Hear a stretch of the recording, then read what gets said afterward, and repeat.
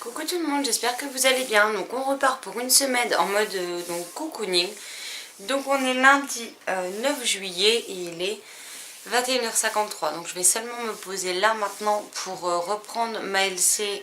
Donc moi je l'ai en numérique de Egrégor, de Gapstyle chez Rebelle avec Maud de la chaîne Des Livres Une Fille. Cette semaine je vais démarrer également les concours sur la page du blog cette fois-ci. Donc là il n'y aura pas de Google Doc. Il y aura les conditions directement en article sur la page. Il suffira de suivre ce qui est indiqué pour participer. Et comme d'habitude, je ferai le tirage au sort via random et la personne aura une semaine pour me donner ses coordonnées postales. Sans quoi le livre sera, ou l'adresse mail pour les livres numériques, sans quoi un nouveau tirage au sort sera effectué. Bon, j'arrête de blablater là, je me plonge dans ma lecture parce que je n'ai lu que 16 pages, donc voilà. Et puis je vous en ferai un point avant d'aller me coucher. Coucou tout le monde, alors je vous retrouve, on est mercredi, je sais pas combien, et il est 21h39. Donc hier je vous ai pas repris parce qu'en fait on est rentré, on a préparé quelques cartons, parce que bon c'est pas tout ça, on déménage dans un peu plus d'un mois. Donc les cartons ne vont pas se faire tout seuls, hein, clairement, et que ma chérie arrête pas d'en ramener donc du travail. Et ensuite on a mangé et on a regardé le match. Donc j'étais dans ma lecture donc, de Egrégor de Gapstyle, publié chez Rebelle Édition, que je lis en lecture commune avec Maud de la chaîne Des Livres Une Fille. Et si Maud va finir sa lecture, puisqu'il ne lui reste que 3 chapitres, pour ma part je l'abandonne à un peu plus de 50%. Alors j'en suis profondément navrée, mais cette lecture est un peu trop spéciale pour moi. En fait, on nous parle des créatures comme les succubes, les anges, les démons, Dieu, Lucifer. Mais ouais, c'est trop spécial et trop farfelu pour moi. En fait, j'arrive pas à accrocher au personnage, j'arrive pas à rentrer dans l'univers. Et j'ai beaucoup de mal à évoluer dans cette atmosphère. Donc je préfère abandonner ma lecture plutôt que de me forcer à avoir un avis très mauvais sur le livre. Alors que c'est clairement pas le but, hein. Voilà, c'est peut-être tout simplement un livre qui n'était pas fait pour moi, tout simplement. Donc c'est pas grave. Du coup, ce midi, j'ai repris ma lecture de Amandine Malabule, le tome 1, Sorcière maladroite de Jill Murphy, chez Gallimard, donc dans leur collection Follow Cadet. Je suis désolée, vous avez le reflet de la lampe dans la couverture, c'est génial. Donc j'avais lu que 3 chapitres et là il me reste 20 pages à lire. Donc je vais finir ça et puis je vous dirai ce que j'en ai pensé quand je l'ai fini et quel livre j'attaque juste derrière. A tout à l'heure. Re tout le monde, donc il est 21h55 et je viens donc de finir le premier tome d'Amandine Malabule. Donc dans ce livre on va suivre une jeune sorcière, donc Amandine, qui étudie à l'école, à l'académie de sorcellerie, pardon. Donc il n'y a que des filles. Et il faut dire que Amandine est la sorcière la plus maladroite de cette académie. Elle enchaîne les boulettes. Son balai s'est cassé. Ils vont avoir des chatons qui normalement doivent se dresser fièrement sur le balai. Mais comme vous pouvez voir, ces petits pas, je crois qu'elle s'appelle, et recroquevillée, elle ne tient pas trop sur son...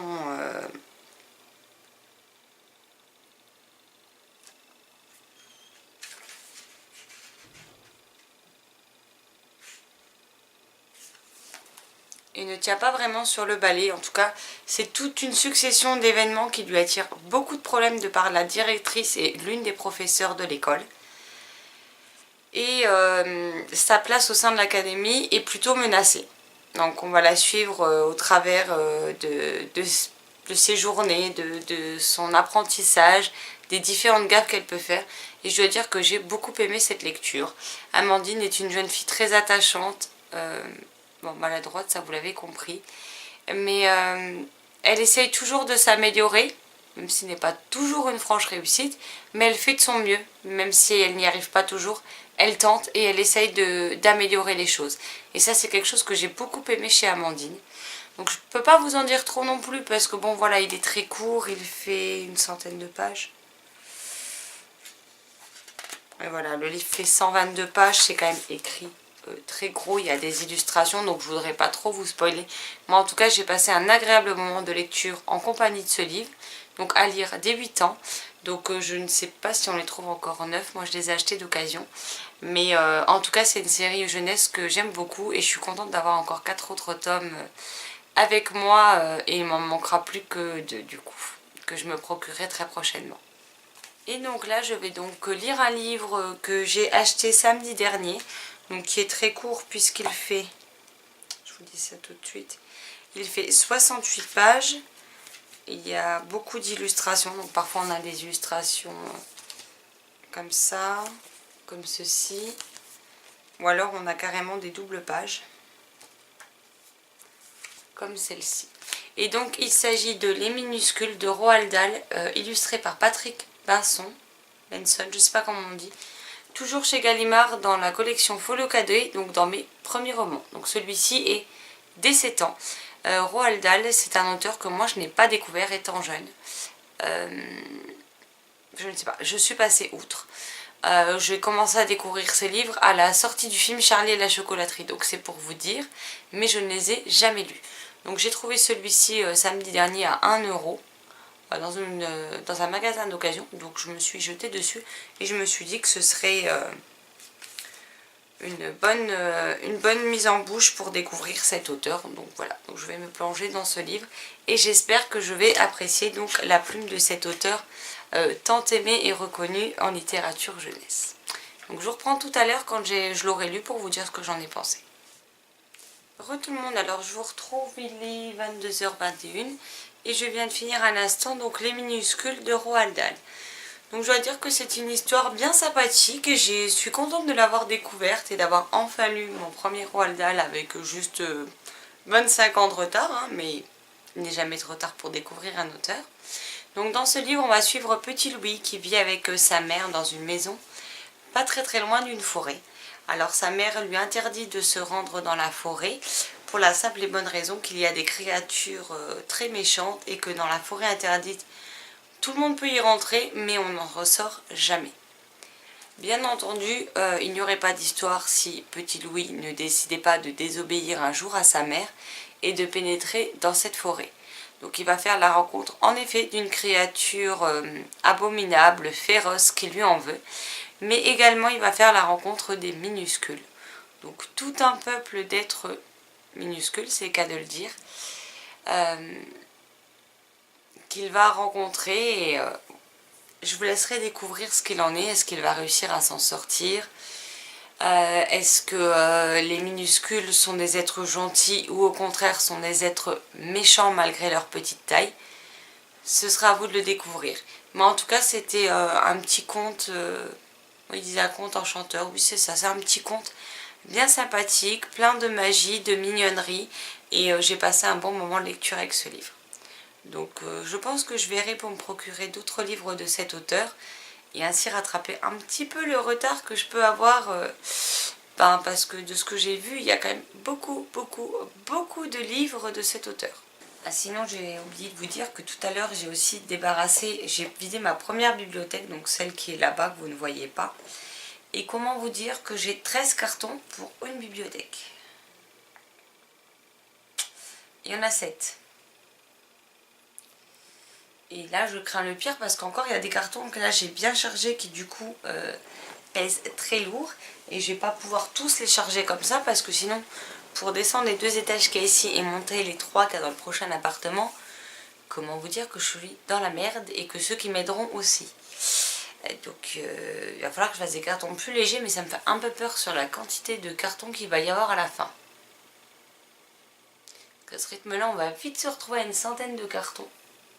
Heureusement que la chérie peut en prendre plein au travail quand même, parce que là, ça risque de piquer un peu. Donc on va essayer de vider une bibliothèque tous les soirs. Bon, sans compter, sauf que celle-ci, derrière moi, et celle qui est là à gauche, enfin moi à ma droite, mais pour vous normalement à gauche, que vous ne voyez pas ici. Je vais les garder puisque c'est ma bibliopale jusque là. Ensuite je vais débarrasser le reste. Celle-ci, vous voyez là, il y en a en haut et en bas. Et j'en ai encore 3 complètes à vider. Donc ça va en faire du boulot. Et après il va falloir que je démonte la bibliothèque. Parce que je ne sais pas sinon comment je vais faire pour stocker les cartons en fait. C'est bien de déménager, je suis impatiente, je suis contente de déménager, mais je sens que les bouquins vont mourir. Bon, vous me direz, ça m'empêchera pas à peine dans le nouvel appart d'en acheter d'autres, hein, clairement, faut pas se leurrer, mais bon, voilà quoi. C'est là que je me rends compte que, autant quand on a emménagé dans cet appart, j'en avais pas tant que ça des romans, et je me rends compte qu'en 8 ans, j'en ai accumulé, mais alors des centaines. Donc, au début, je vais en avoir quoi, peut-être 200. Là, on doit frôler les 900 000 livres, donc comment vous dire que voilà, hein, ça va être assez compliqué. Bon, je ne sais pas si là, je vais me lire encore un livre ou pas. Non, je pense que là, je vais aller me coucher parce que je suis quand même bien fatiguée. Mais demain, je vais terminer ma lecture, enfin poursuivre parce que j'ai 18 pages, de Safarigo, Seul dans la savane, publié chez Castelmore, donc il y a un tome 1. Parce que j'ai lu 18 pages et il en fait 136. Bon, après, c'est écrit gros, les en-têtes de chapitres sont décorées. Puis il y a aussi des pages illustrées, comme par hasard, là je suis en train de toutes les louper. Donc ça devrait être très vite lu.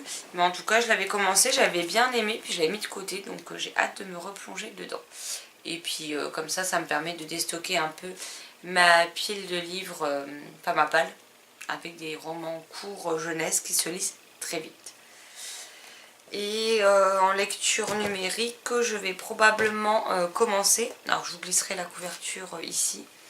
Donc c'est Le Clan de la Nuit, donc le tome 1, publié aux éditions Sharon Kenna. Donc je ne sais plus qui est l'auteur, donc je suis désolée, je vous le mets ici pour que vous puissiez le voir.